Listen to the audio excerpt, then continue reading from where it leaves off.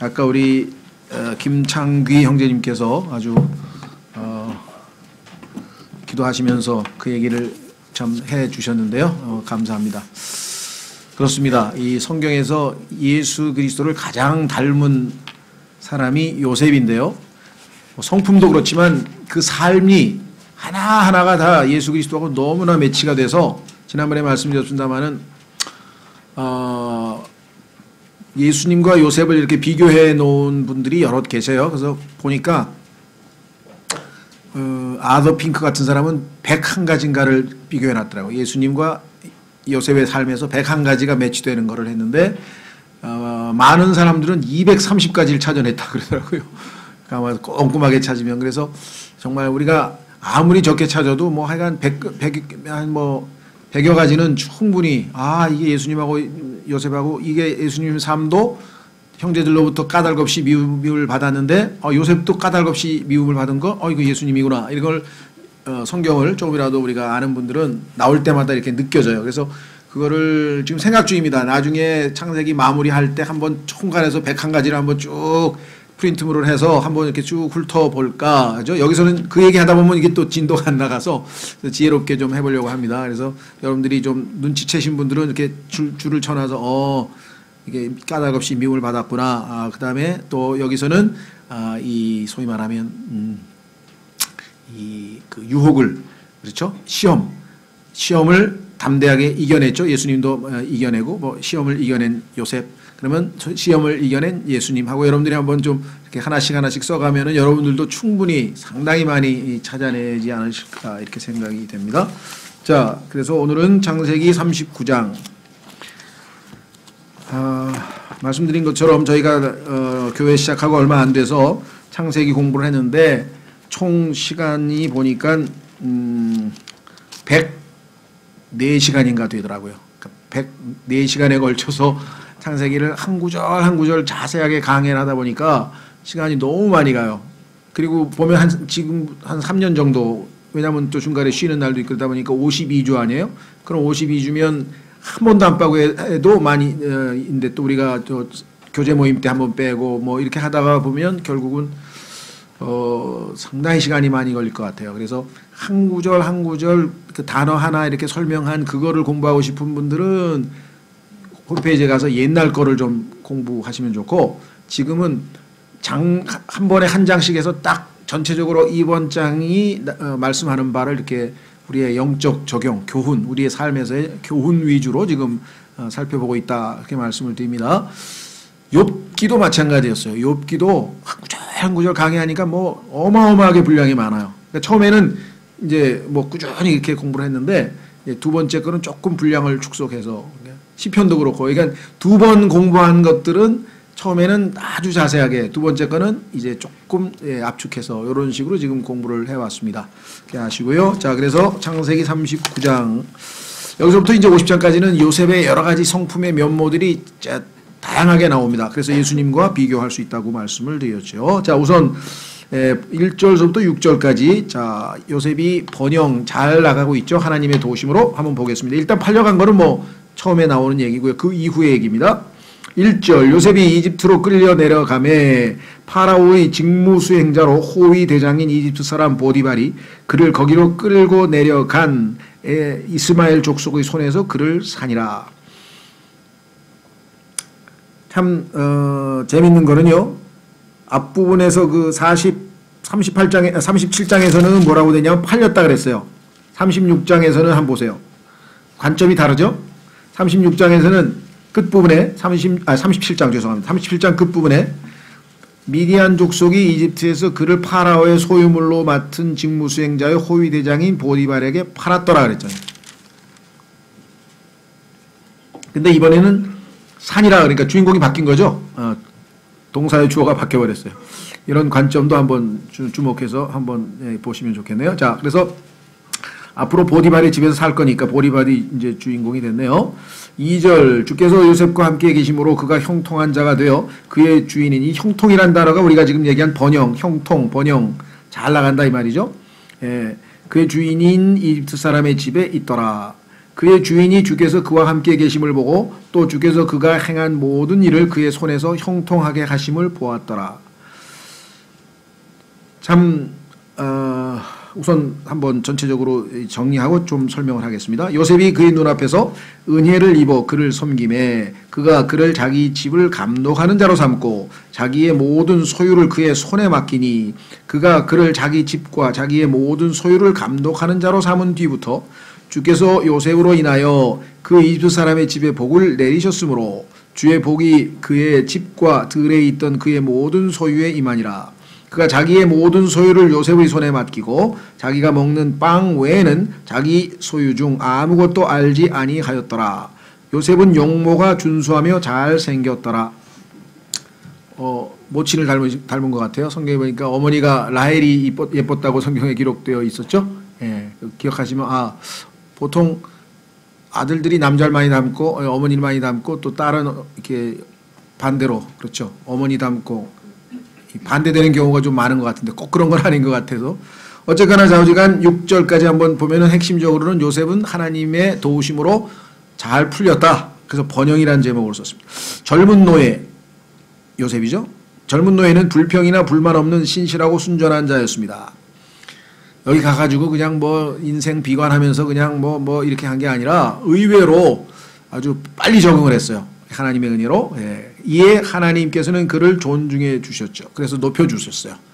정말 자기의 주어진 처지에서 열심히 성실하게 그렇게 일을 했죠. 그래서 물론 원인은 하나님께서 함께 하셨다고 성경에 써 있죠. 참된 번영은 하나님의 임재와 축복에 기인합니다. 그렇습니다. 환경이 아니고요. 주어진 여건이 아니고요. 자기의 처지가 아니고요. 하나님의 임재, 하나님이 함께 하시고 하나님이 복을 주시면 어디든지 형통할 수가 있습니다. 어디가 되든지. 비록 여기는 지금 노예로 와서 남의 집 살이를 하지만 그래도 잘 풀리고 있죠. 자, 다시 교대로 한번 가보겠습니다. 요셉이 이집트로 끌려 내려갔다. 그래서 그걸 샀다 그랬습니다.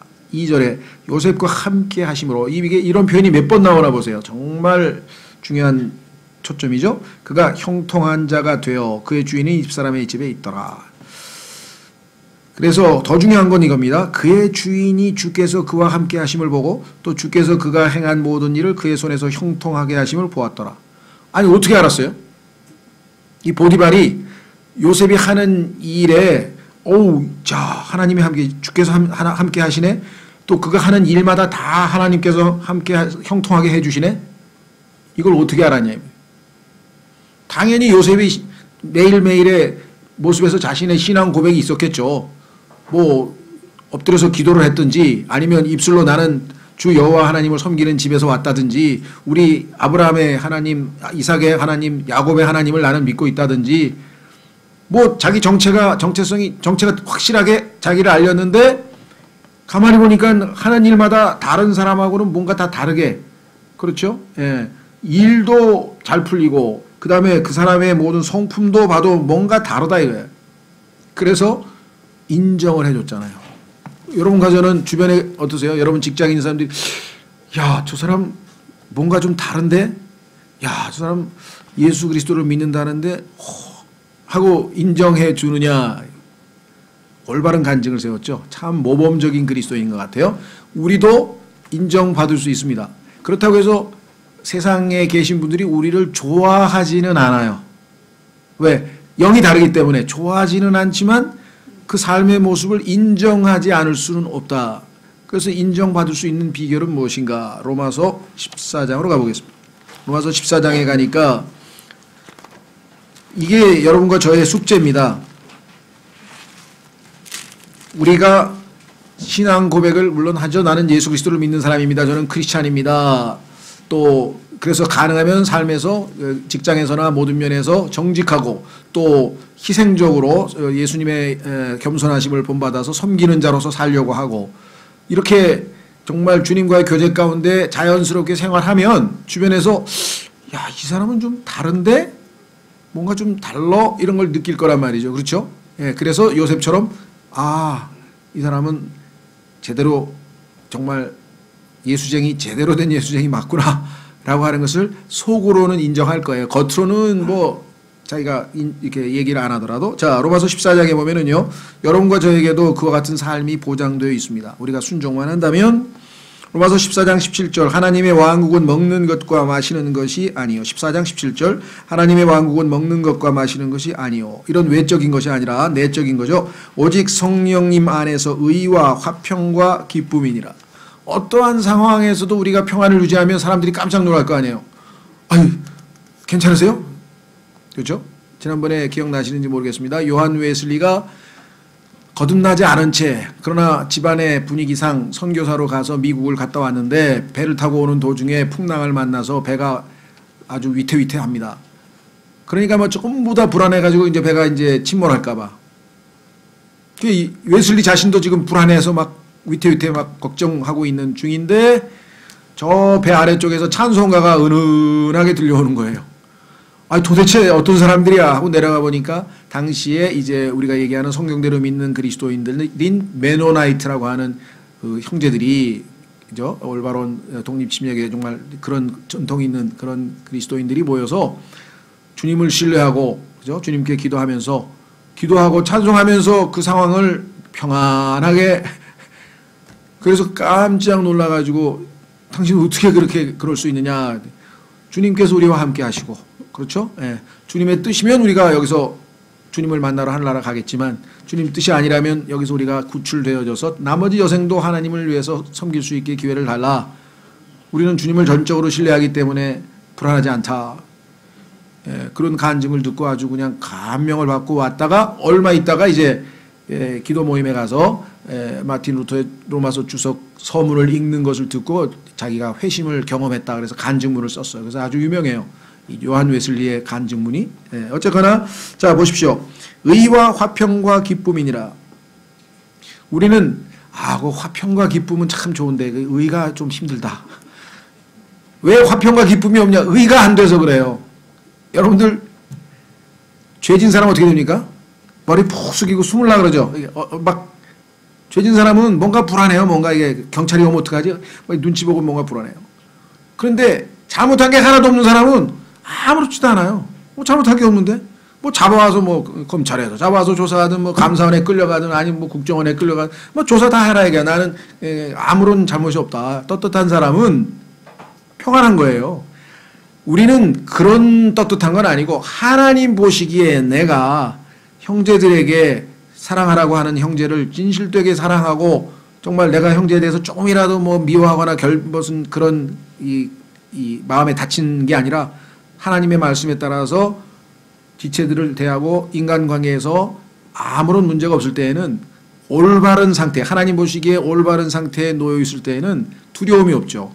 마음이 편안한 거예요. 그래서 올바른 생활, 그것이 예수님이 우리를 위해서 가르쳐 주시는 첫 번째. 디도서에 보면은 하나님의 은혜가 우리를 가르쳐 주신다. 하나님의 은혜가 우리를 가르쳐 주신다 했을 때 그 가르쳐 주시는 5가지 항목 중에 하나가 뭐냐면 올바르게 사는 방법을 가르쳐 주신다. 하나님께서 하늘에서 내려다 보시니까 예수님이 33년 반 동안 단 한 번도 wrong이 없어. wrong. 다 right이야. right. 잘한다. 옳지. 잘한다. 우리도 애기들 보면 잘하면 옳지 잘한다 하다가 그러면 안 되는데 wrong이 많죠. 근데 하나님은 예수님은 항상 하나님 보시기에 right. 옳다 이래. 우리 그리스도인의 삶에서도 하나님 보시기에 옳게 행동을 하면 평안해지고 그 평안은 우리에게 기쁨을 주는 거예요. 그럼 그리스도인이 왜 평안과 기쁨이 없느냐? 하나님 보시기에 옳지 않은 뭐가 있어. 동생을 미워한다든가 다른 사람 걸 빼앗는다든가 아니면 막 짜증이 나가지고 막 그냥 기분이 그죠? 성령님은 지금 평안하신데 내 안에서 나는 기분이 나쁘면 불편해서 어떻게 동거하겠어요? 그러니까 이게 뭔가 그렇죠. 그래서 하나님이 하늘에서 진노하실 때 보면은요, 우리의 불의, 옳지 않음은 수평관계예요. 내가 나 이외의 다른 사람들과 올바른 관계에 놓여 있지 않으면 우리는 불편해지는 거예요. 하나님과 올바른 관계에 놓여 있지 않으면 불편해지는 거예요. 그래서 성경에 보면 수직관계, 수평관계, 이것은 위로 하나님을 주 내 하나님을 마음과 혼과 생각과 힘을 다하여 사랑하라. 그러면요 아무 문제 없어요. 하나님하고 나오고 내 이웃을 내 자신과 같이 사랑하라. 그러면 옆에 있는 사람하고 아무 문제가 없어요. 그러면 여기 나와 있잖아요. 하나님의 왕국이 내 안에서 이루어져서 의와 그러면 자동적으로 그 열매로 화평과 그 의와 화평이 지배하는 사람은 당연히 기쁨을 누리죠. 하나님의 축복으로. 자, 그런데 어떻게 됩니까? 이 세 가지로 주어지면 이것들 안에서 즉 의와 화평과 기쁨 안에서 그리스도를 섬기는 자는 하나님께서 받아주시며 사람들에게 어떻게 된다고요? 인정을 받느니라. 근데 사람들이 우리를 좋아하지는 않는다고 성경에 써 있어요. 요한복음 16장에. 예. 그 사람들이 우리를 좋아할 수는 없어요. 왜냐하면 우리는 서로 영이 다르기 때문에 그들에게는 불순종하는 자의 영이 역사하고 우리는 성령님이 역사하기 때문에 좋아할 수는 없지만 그러나 그 사람들도 객관적으로 인정할 건 인정해야지. 우리도 마찬가지죠. 세상 사람들이 우리하고 달라서 우리가 그들을 좋아하지는 않지만 그들이 정말 도덕적으로 상당히 훌륭한 삶을 산다. 인간적으로 봤을 때. 우리가 그거 인정해줘야지. 그렇죠? 당연히. 자, 다시 돌아옵니다.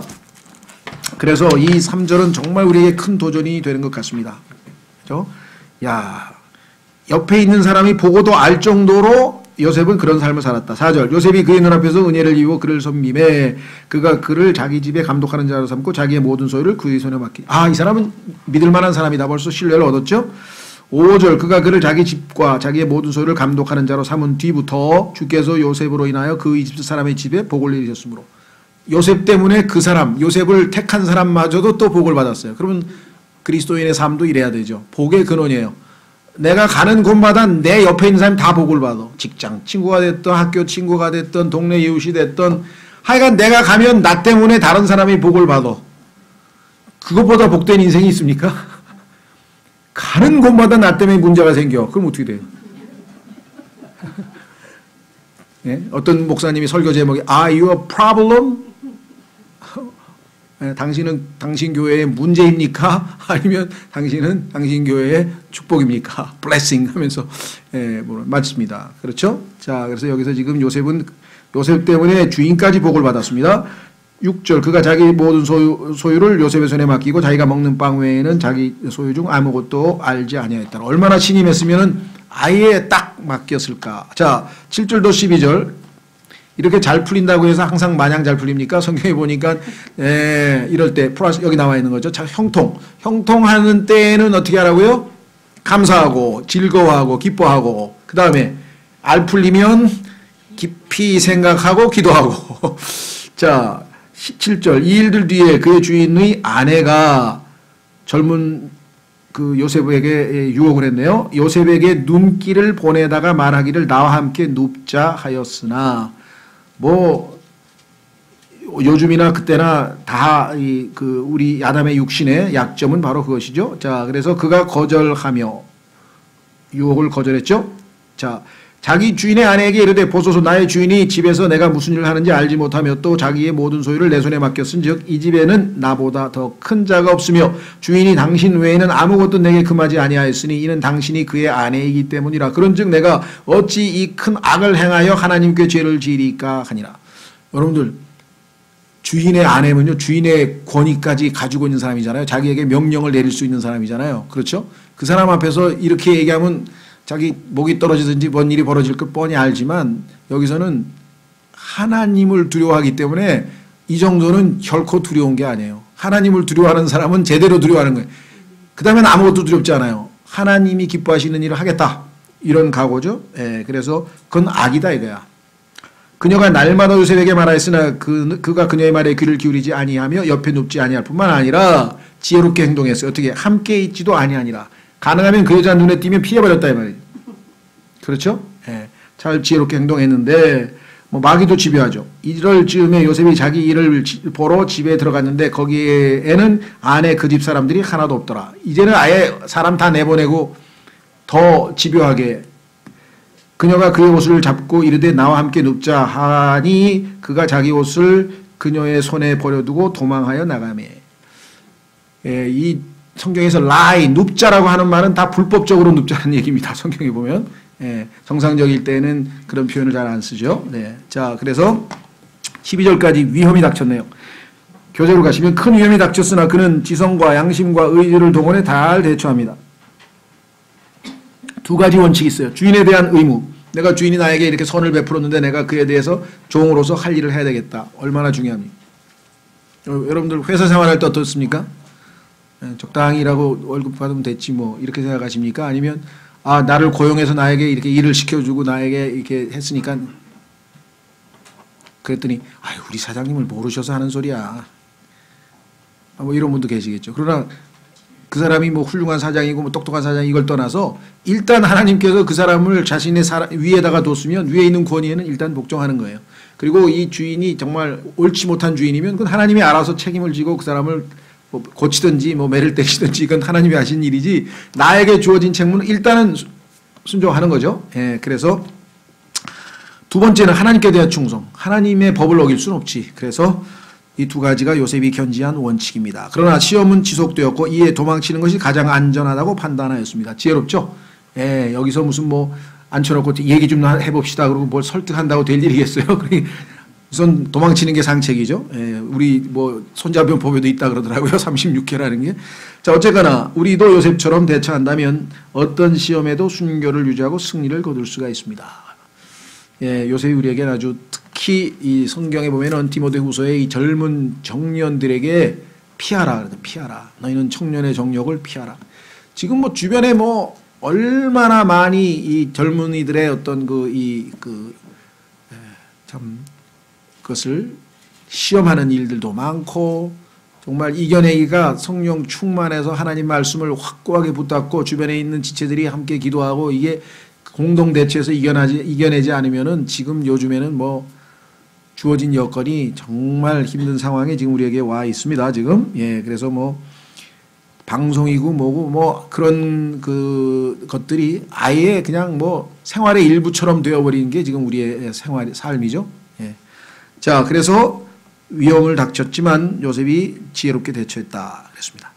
자, 그래서 여기에서는 중요한 것입니다. 예, 이 오늘날 아무리 트렌드가 무슨 뭐 이 개인의 라이프 스타일이 어쩌고 무슨 뭐 이 그런 얘기를 해도 우리에게는 하나님의 말씀이 절대적인 기준이기 때문에 하나님께서 인정하는 우리의 이 본성, 성적인 욕구를 하나님 앞에 정당하게 충족시키고 기쁨을 누릴 수 있는, 즉 기쁨을 누릴 수 있는 유일한 것은 결혼이라고 하는 하나님이 축복하시는 그 범주 안에서는 하나님이 최고의 즐거움과 기쁨을 주시는 것이고, 그것을 벗어나면 그 순간에는 뭐 즐거웠는지 어쩐지 모르지만 최악으로 내려가서 정말 두고두고 또 이게 엄청난 파문을 일으킨다는 것을 우리 주변에서 뭐 성경에서 입증되어 있는 사실이죠. 자, 이 문제에 대해서 전혀 우리는 타협할 수 없다.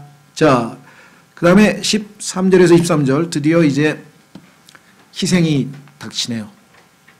여기서 이제 우리가 오해하시면 안 됩니다. 야, 하나님도 너무하시다. 아니 이렇게까지 정말 신앙을 지켰는데 이걸 좀 감옥을 면하게 해주셔야지 감옥을 가야 되냐.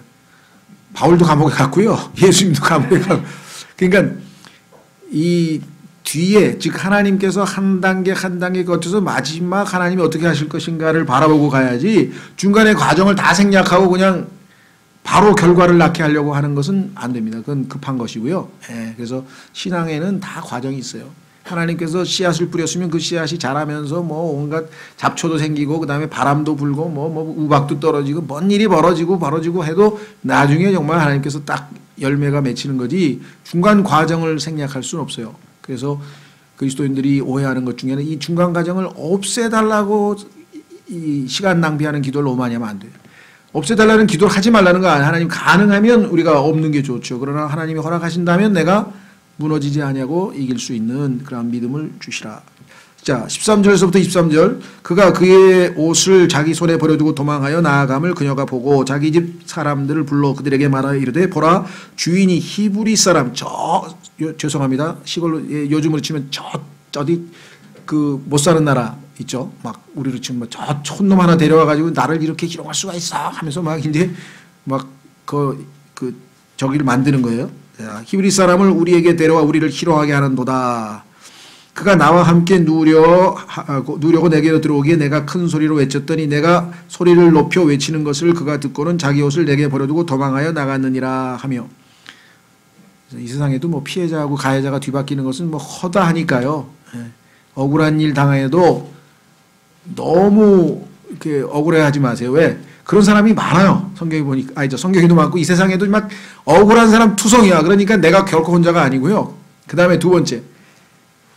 그 사람들은 모르는 게 있어요. 뭐 하나님은 내가 지금 억울하게 당하고 있다는 사실을 아셔. 하나님은 아셔. 그러니까 하나님은 그걸 다 나중에 다 회복을 해요. 그건 하나님의 타이밍이 언제인지 모르지만 그러니까 그 하나님을 신뢰하면 이겨낼 수 있어요. 하나님을 신뢰하면 지금은 하나님이 허락하셨으니까 이유가 있으시겠지. 그렇죠? 그래서 내가 영적으로 성장했는지 안 했는지 여러 가지 나름대로의 그 이렇게 기준이 있어요. 나름대로 뭐 척도가 있는데 그 중에 하나 뭐냐? 아주 억울한 일을 당했는데 빨리 평안을 되찾았다. 그 평안을 되찾는 속도, 시간에 따라서 하루 만에 나는 싹 잊어버리고 하나님을 신뢰했더니 마음이 평안하더라. 뭐 엄청나게 성숙한 사람이죠. 잠 못 자고 그냥 그놈 복수 어떻게 막 그냥 억울해가지고 막 이틀, 3일, 막 일주일 잠도 못 자고 막 이런 사람들 뭐 있잖아요. 그렇죠? 그 오래 가면 오래 갈수록 뭐야? 난 아직 영적으로 멀었다. 그렇죠? 왜? 순간적으로 생각해 보세요. 예수님은 우리가 당한 억울함에 수백 배, 수천 배 억울한 일을 당했어요. 생명을 창조해서 생명을 주신 자가, 생명을 예수님으로부터 받은 자가 그 생명 주신 분을 죽였어. 죄인이. 그래도 그분은 십자가에서 그냥 달려서 죽으셨어. 예? 도살장에 끌려가는 양처럼 그냥 끌려갔다 그랬잖아요. 억울하다고 호소했습니까? 그래서 한번 스스로 한번 보세요. 억울함을 당했을 때 나는 어떻게 반응하는가를 봤을 때 오, 옛날 같으면 내가 이 정도가 아닌데 뭐 막 못 참았을 텐데 하나님께서 나를 많이 변화시키셨구나. 그죠? 예. 뭐 학교에서의 싸움이 됐든 부부 싸움이 됐든 하여간 막 나중에 뭐 하여간 억울하겠다고 생각이 들 때 그때 하나님이 아시니까 뭐 내가 뭐 하나님이 억울하게 그 허락하셨으니까 하고 빨리 회복이 되면 우리는 많이 성숙한 거죠. 자, 그래서 다시 돌아옵니다. 16절 자기 주인이 집으로 돌아올 때까지 그의 옷을 자기 곁에 두니라. 그녀가 이 말들로 그에게 이르되 당신이 우리에게 데려온 히브리 종이, 이것도 히브리 종 얘기하는 거는 예를 들면 우리 이집트처럼 아주 고상하고 이게 아니고 어디 촌놈 하나 데려와가지고 당신 때문에 내가 이런 꼴을 당했잖아 하면서 막 그런 식으로 얘기를 해요. 나를 희롱하려고 내게로 들어오기에 내가 소리를 높여 외쳤더니 그가 자기 옷을 내게 버려두고 도망하여 나갔나이다 하며 그의 주인이 자기 아내가 자기에게 말하여 이르기를 당신의 종이 내게 이런 식으로 행하였다 하므로 그 말들을 들을 때에 진노하니라. 요셉이 주인이 그를 잡아 감옥에 넣었는데 이것은 왕의 죄술이 묶인 곳이더라. 그가 거기서 감옥에 있었더라. 그런데 항상 뭐가 나옵니까? 그러나가 나오죠. 그러나. 이것 때문에 그리스도인은 이겨낼 수 있는 게 그러나 감옥이기는 하지만 그 감옥까지 하나님이 따라왔어. 얼마나 놀래요. 그렇지? 놀랍습니까? 그렇죠? 그러나 주께서 요셉과 함께 계시고 그래 나도 너 따라 감옥에 갈게. 같이 감옥까지 오셨어요. 그에게 긍휼을 보이사 감옥의 간수의 눈앞에서 그에게 호의를 베푸시며 감옥의 간수가 감옥에 있던 모든 죄수들을 요셉의 손에 맡김으로 여기서도 또 인정받았어. 의와 화평과 기쁨과 화평을 했나 봐요. 그렇죠? 그들이 거기서 무슨 일을 하든지 그가 다 그 일을 행하였더라. 속된 말로 그냥 다른 애는 못 믿겠다. 너는 믿을만 하니까 내가 너한테 다 맡긴다. 이렇게 됐죠? 여기서도 정말 얼마나 하나님께 영광을 돌렸습니까? 그렇죠? 감옥의 간수는 그의 손 밑에 둔 것은 무엇이든지 돌아보지 아니하였으니 이는 주께서 그와 함께 계셨기 때문이라. 이 주와 함께 계셨다는 말이 얼마나 놀랍습니까? 그 마음 상태가 주님이 함께 하고 싶은 마음 상태가 된 거 아니에요? 그렇죠? 주께서 그가 행한 일을 형통하게 하셨더라 그랬습니다. 자, 비방이 이어졌죠? 이건 뭐 사실이 아닌데 뭐 완전히 지금 뭐 뒤집어 쓰는 겁니다. 뒤집어 씌웠어요. 그래서 결국 감옥에까지 갔습니다. 그럼에도 그가 그 중상모략을 견디며 자기 방어를 위한 그 어떤 시도도 하지 않은 것은 놀랍습니다. 여기서 많은 사람들이 실패해요. 그건 뭐냐? 주인이 자기에게 뭐 오해를 했든 어쨌든 간에 지금 감옥에 넣었잖아요. 여러분 어떨 것 같아요? 주인님, 아시다시피 저를 아시잖아요. 아, 제가 그럴 사람입니까? 아, 하고 뭐 변명을 하든 뭐라고 일체 안 했어요. 예수님도 그냥 도살장으로 끌려가는 양처럼 그냥 끌려가는 거예요. 왜 그런 줄 아세요? 여기서 만약에 주인님 뭐 이렇게 얘기하면은 그럼 주인은 뭐가 되는 거야? 주인은. 그런 행실이 형편없는 자를 아내로 맞이하고 있는 자가 되는 거잖아요. 그렇죠? 그러니까 여기서는 지금 뭐예요?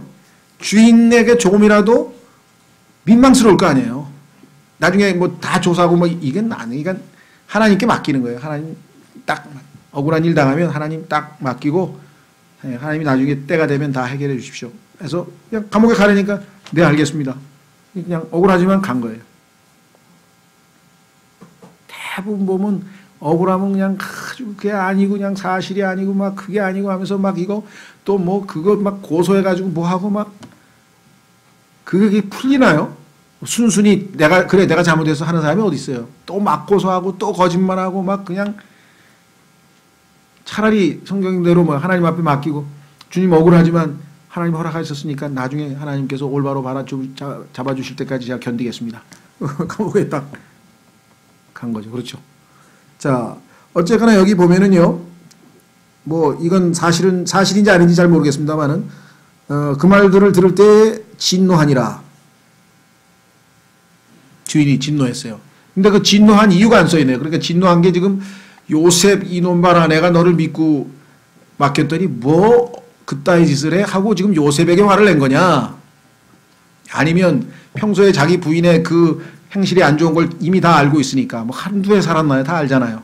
어떤 여자인지 다 아니까 아이고 이 또 못된 짓을 했구나. 화는 냈는데 그렇다고 사람들 다 했는데도 자기 부인 욕 보일 수는 없고 그래서 오히려 뭐예요? 놔뒀다가는 요셉이 더 곤란한 처지에 처할까 봐 배려해서 감옥에 집어넣는지 그것까지는 잘 모르겠어요. 어쨌거나 여기서 그냥 성경이 참 애매모호하게 하나님의 솜씨 같아요. 애매모호하게 내버려둘 때가 있어 성경에. 아 이게 지금 진노했다는 얘기가 지금 부인한테 진노했다는 얘기야 아니면은 요셉에게 진노했다는 얘기야. 그건 잘 모르죠. 예. 그래서 속으로는 잘은 모르지만 속으로는 요셉을 그렇게 신뢰했던 사람이 요셉을 모르겠어요. 그러니까 부인은 너무 잘 알고 내가 볼 때는 아마 후자일 가능성이 더 높을지도 모르겠어요. 어쨌거나 그러나 그 상황에서 자기가 권위를 내세워서 그렇게 감옥에 보내야 일은 딱 마무리되는 거죠. 그래서 일단은 그렇게 했습니다. 자, 그래서 우리 자기 방어를 위한 그 어떤 시도. 왜? 셀프에 대해서 죽었기 때문에. 주님 저는 이렇게 억울한 일을 당해도 족합니다. 주님도 이보다 훨씬 더 억울한 일을 당하고 억울한 일을 당하시고도 도살장에 끌려가는 양처럼 아무 말씀도 안 하고 가서 십자가에 달리셨는데 그것도 벌거벗고 수치스럽게 달리셨는데 제가 뭐 이 정도 당해가지고 억울합니다. 뭐 억울합니다. 뭐 아유 저는 아닙니다. 그럼 그냥 마음이 스스로 녹아서요. 마음의 평정이 그냥 금방 생기는 거예요. 그렇죠. 여러분들 그리스도인으로서 이런 체험을 하면 정말 감사가 저절로 나와요.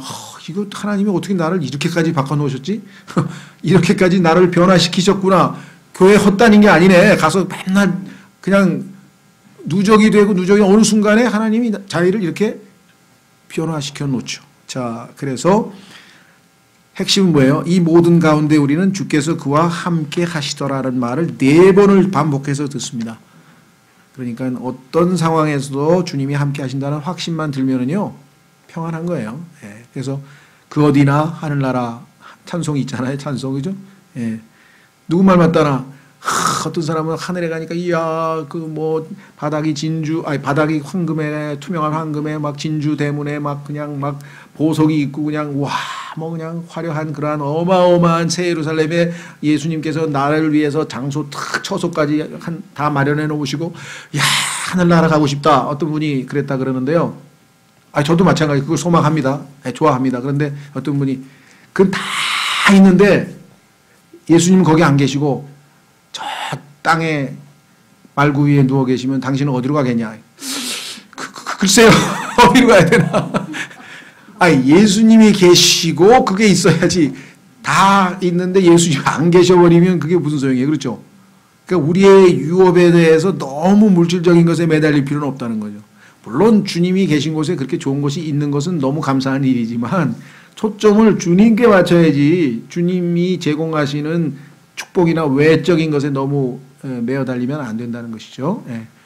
주님은 언제든지 모든 걸 있게 하실 수도 있고 없으실 수도 있는 그런 분이시다. 그런 얘기입니다. 자, 그래서 이제 곧 이어 좋은 결과가 이어집니다. 그렇습니다. 하나님께서 우리 그리스도인들에게는 너무나 감사하게 항상 해피엔딩이 최종적으로 나와 있습니다. 자, 묵상을 위한 메시지를 한번 보겠습니다. 역경을 잘 이용하면 달콤하다. 이런 속담이, 영어 속담이 있나 봐요. 문제는 역경을 잘 이용하기가 쉽지가 않다는 거죠. 왜? 역경을 당하면 불행한 일을 당하고 막 괴로운 일을 당하고 억울한 일을 당하고 비방을 들으면 막 이걸 어떻게 잘 사용합니까? 그냥 막 화가 나가지고 다 망쳐버리잖아요. 그냥.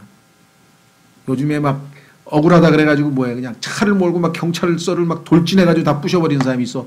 왜? 억울하다고. 자기 뭐 음주단속 당했는데 뭐 억울하다. 그렇죠.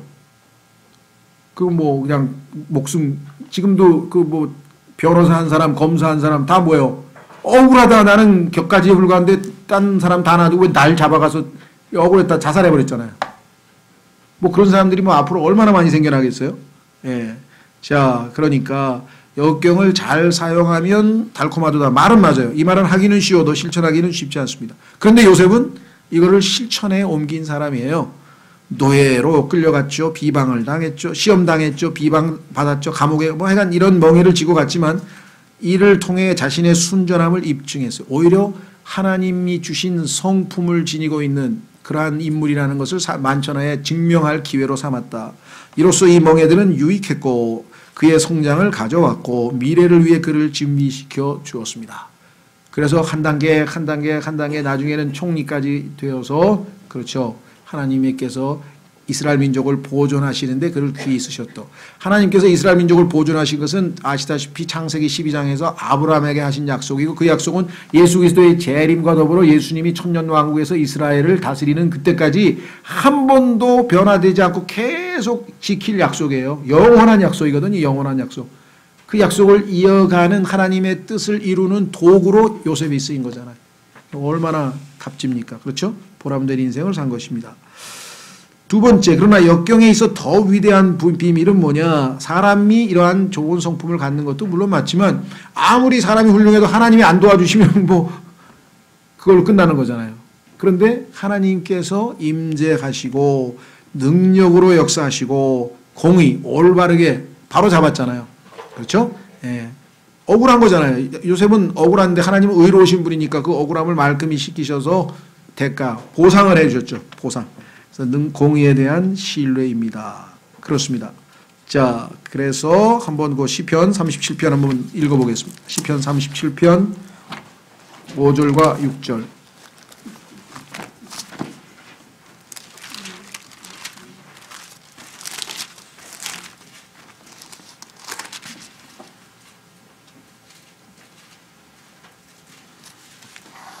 시편 37편 5절.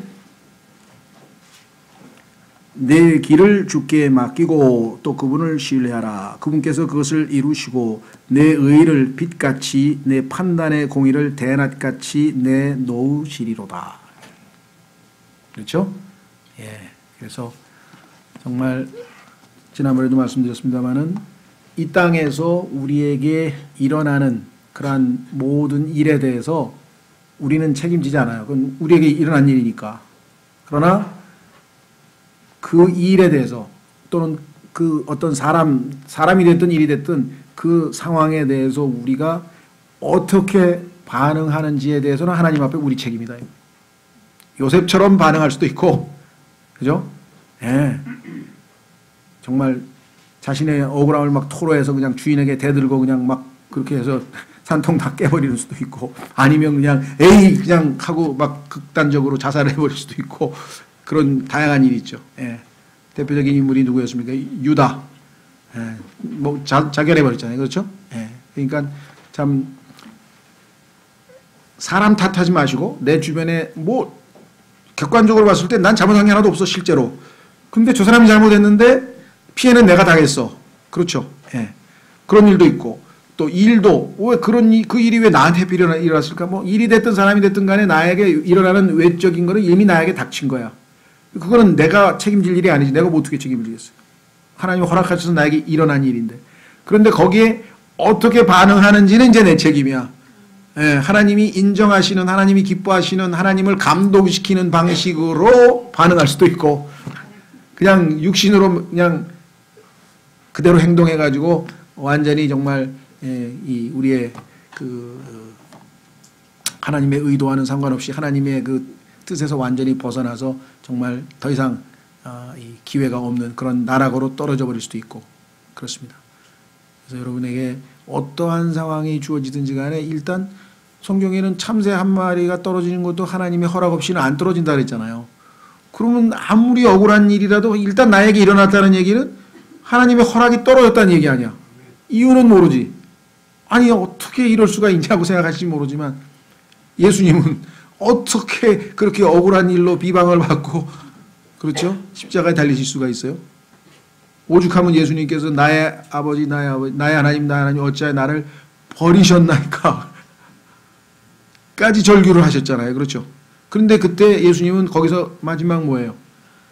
그러나 내 뜻대로 마옵시고 아버지의 뜻대로 해라. 그렇죠? 예. 그래서 그것이 하나님에 대한 우리의 자세예요. 억울하고 괴롭고 힘든 거를 뭐 억지로 참으라는 얘기는 아니에요. 아 정말 억울하고 너무나 힘들고 합니다. 근데 근데 하나님이 왜 이런 일을 미리 안 막아주시고 차단 안 하시고 왜 일어나게 하셨는지 그렇죠? 그거를 하나님 앞에 묻고 하나님께서 바로 잡으실 때까지 제가 인내하고 그 요셉처럼 거기서 내가 지금 감옥에 들어올 사람이 아닌데 막 이게 아니라 감옥에 가서 열심히 또 일을 했어. 그랬더니 간수가 보고 야 이거 복덩이 하나 굴러왔네. 야 너 여기서 이거 이거 해 해가지고 다 책임지게 해가지고 거기서 또 인정받았어. 근데 만약에 이 여인이 그런 그 해서 감옥에 안 갔으면은요. 여러분 놀라운 건요. 감옥에 딱 갔는데 그 감옥이 어떤 감옥인지 아세요? 왕의 죄수들, 왕에게 죄 지은 사람들이, 그러니까 왕 측근들이 죄를 지면 오는 감옥에 갔어. 그래가지고 하나님께서 파라오하고 요셉을 만나게 하려면 왕 감옥에 보내야 돼. 어디? 왕에게 죄 지은 사람이 가는 감옥으로 보내야 돼. 그러니까 우리는 그 시나리오를 몰라. 왜 내가 감옥에 가야 되냐 그러죠. 내가 왜 이 병에 걸려야 되냐. 내가 왜 이렇게 손해를 당해야 되냐. 내가 왜. 근데 하나님은 지금 뭐야? 너 지금 파라오에게 만나서 파라오가 너를 보고 야 하나님의 영이 네 안에 거하는구나. 너같이 똑똑한 애가 어디서 내가 총리시키고 다 해. 막 이러려고 지금 하나님이 계획을 짰는데 그 중간에 뭐야? 왕을 만나려면 왕의 죄수들이 있는 감옥을 가야 돼. 왕을 바로 만날 수가 없잖아요. 그러니까 이게 우리가 볼 때는 하나님의 보이지 않는 섭리적 손길에 의해서 우연입니까? 왜 하필이면 감옥에 그 수많은 감옥에 왕의 죄수들이 있는 감옥에 왜 가요 거기에? 그리고 그때에 또의 왕에게 죄를 진 놈이 또 2명이 나타나가지고 나타났어. 하나님이 지금 다 이 성경을 통해서 우리가 그걸 배우면 뭐예요? 요셉에게만 하나님께서 그러고 계시겠어요 지금? 내 인생도 지금 다 보고 계실 거 아니야. 근데 문제는 요셉은 하나님께서 보시기에 좋았는데 내가 만약에 하나님 보시기에 껄끄러운 일을 하면 또 어떻게 돼? 그걸 바로 잡아야죠. 하나님, 이거 내가 하나님 앞에 이건 바로 잡아야 되겠다. 그렇죠? 그러니까 하나님께서 함께 하신다는 게 동전의 앞뒷면이에요. 내가 힘들고 어렵고 할 때라도 언제든지 함께 돕는다는 것도 있지만 내가 하나님의 뜻에 어긋나는 죄를 지을 때도 다 보고 계셔. 계속해봐. 그렇게 죄가 좋아? 더 해봐. 딱 보고 계신데. 그러면 그 순간 뭐예요? 주님 잘못됐습니다 하고 주님의 임재는 우리의 죄를 막아줘. 내가 회개하겠습니다. 그걸 도와줄 수 있잖아요. 그죠? 예, 그러니까 주님이 함께 하신다는 것은 우리의 죄를 막아줄 뿐만 아니라 믿음을 심어줘서 하나님에 대한 신뢰가 커지고 참 요셉의 인생을 통해서 우리는 정말 많은 걸 배울 수가 있고요. 배우는 정도가 아니라 바로바로 매일매일의 삶에서 우리가 적용할 수가 있잖아요. 실천적인 그죠? 주님께서 계속 우리 요셉을 통해서 또 예수 그리스도를 배워가고 알아가는 시간 되셨으면 좋겠습니다. 다 같이 일어나셔서